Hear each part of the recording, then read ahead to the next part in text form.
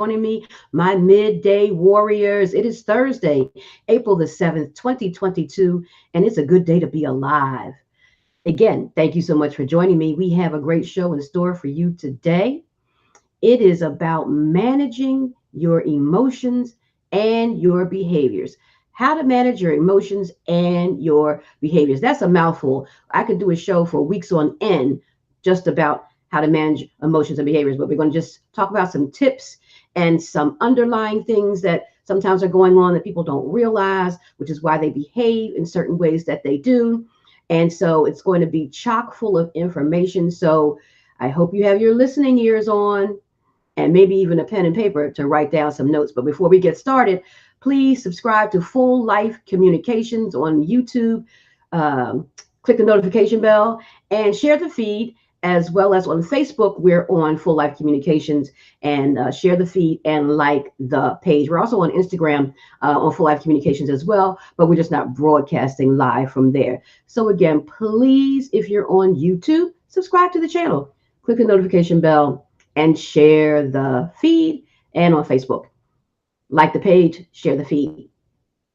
So our topic today, as I said, is how to manage your emotions and your behaviors.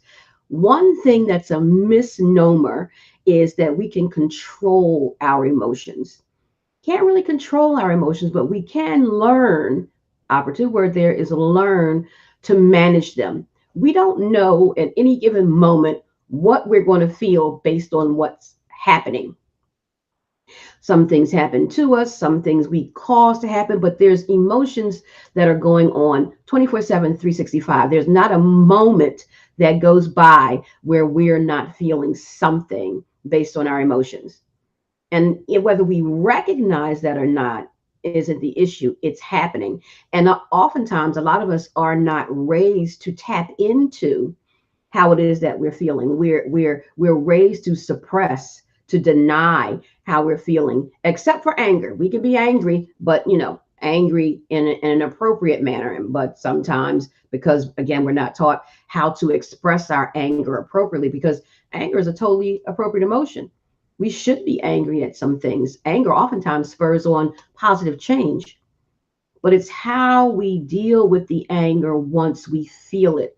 What our actions, what actions take place after we feel what we feel. And again, I hate to keep going back to this issue, but it's a worldwide, issue where everybody can see, as opposed to me giving you my own example where you might not, because you don't know me, you might not, well, I don't know. But we saw what happened at the Oscars, and we saw an emotion happening and a reaction happening without some thinking, rational thinking going on to avert a disastrous consequence of the emotion, an act of physical violence. And so that's not the first time, won't be the last time that it happens. It happens quite often. It's just that was on the world stage to see. So our emotions get the better of us oftentimes, and we make, and our actions, our behaviors that follow, often the punishment doesn't fit the crime, so to speak. And then we live in regret. Why did I do that? Oh my gosh, if I had just thought about it. But a lot of times when we're feeling something, when we're experiencing high emotion, we are not able, even physically in our physiology, able to take that time to think rationally before we react, because it's a reaction rather than a thought out response. However, that being said, there are ways that you can manage and begin to train yourself somewhat about how, when you're feeling something, to respond in a more appropriate, a better way. And one of those things is to practice on yourself, but this is intentional. This is not haphazard living. Living is what you may already be doing is, I feel something, I do something. And, now I'm living in regret. So if I'm living on intention, I'm going to say, whenever I'm in a conversation, say with someone who I know kind of raises my ire, or, I just get highly emotional, I'm going to not say anything or not say as much as I would normally say. So I'm practicing self-restraint And I want to acknowledge the feelings that I'm experiencing while I'm speaking with this person or whatever situation that you are going to use yourself to practice in. And so I'm going to be mindful, this is intentional, of what I'm feeling, and that I don't want to give a response, at least not right now. I want to take some time to think about what was I feeling when that person said or did X, Y, and Z. I felt this, I felt this, I felt that. Okay. And my feelings and your feelings are totally valid. No one can say you don't feel that way. People can say it, but it's not true. You can't take away how someone feels, right? Your feelings are valid. It's how you then respond to the feelings that becomes the issue. So I determined how I was feeling. And now I can rationally think, how do I want to respond to this person now that I've thought about how I was feeling, separating my feelings from my rationality, separate the fact from the feelings, and now go back and give a more proper response, because now I'm not responding, I'm not reacting emotionally because I'm not in the height of my emotion. I've taken some time to self reflect on me and what I felt based on that person was saying, what that person was saying or doing. And now when we come back together, I can share my thoughts and my feelings without being abrasive, without being violent, without being all these other things that tend to be negative. And then I'm regretting my actions and the consequences that are happening, not just to that person, but the consequences that are happening to me, both of us. So we can learn to manage how we deal with our emotions, but we can't control the emotions. So, one other thing that we can do is when we learn what triggers high emotion in us. So, if I know a certain person or situation triggers high emotion in me, and depending on, the relationship I have with that person, maybe there's a person that I don't want to come in contact with that often. So, therefore, I love them from a distance. Or I know when I'm around them what to expect. So then I'm making sure that I am not reacting. This is intentional living. I am not reacting just based on how I feel because of I know this person to be X, Y, and Z way, and they are able to, make me feel angry, make me feel some other type of way. And again, my feelings are valid, but I don't have to respond in a way that is going to be negative.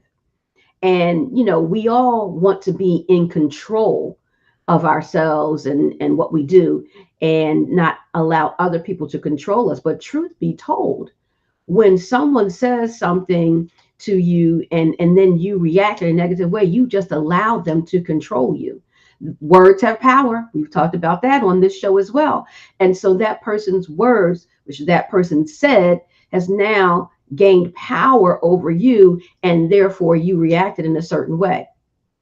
Now, people don't think about it like that, but this is what I talk to people a lot about in counseling, because people often say, I'm not going to be controlled. I'm not going to let the person control me. And then I make them aware of what your response, your reaction to what they said controlled you, because they said something and you just reacted and did something, whatever you did. But that thing they said controlled how you reacted to it. And a lot of times people know because they know you, and because of, not saying it's right, but because of who they are and their agenda, people oftentimes poke the bear, so to speak, because they know the type of response that they're going to get. And if they're doing that intentionally to get a rise out of you, well, they've won because they've just controlled you.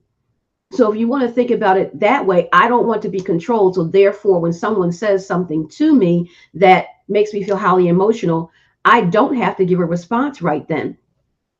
Or I can acknowledge, I can say, you know what, that made me angry. I just told you that I'm angry. I didn't have to behave angrily for you to know it. I just said what just happened right there, or what transpired, what was said, that made me angry. I feel frustrated about what was just said. I just expressed to you how I feel. Point blank, period. I was firm. I said it, you know it, end of story. But I didn't have to behave in a negative way in order for you to know that I'm angry. So living intentionally And being assertive is I can state to you how I feel. I don't have to behave how I feel. So I'm letting you know I'm upset by what just transpired. And so, at least for right now, I think I might back away from this conversation, or I need to take a break. I need to take a time out, whatever the case may be, or some other thing that I might say that I need to do. Or I might say, I don't particularly care for how this went down. And in the future, this is what I would appreciate. And so I just shared with you what I did not like. And maybe and I said how I felt about it. Felt frustrated, angry, disrespected, right? Whatever the word is. And in the future, I would appreciate if you wouldn't treat me that way. I've just laid it out for you. I didn't raise my voice. I didn't misbehave. I didn't come out of character. I was firm and I told you how I felt and what I wanted and about the behavior. You disrespect me maybe with the words that you chose and the behavior that I expected from you in the future in order for this relationship to continue. So we can manage how we deal with our emotions, but it takes intentional living, not just haphazard living.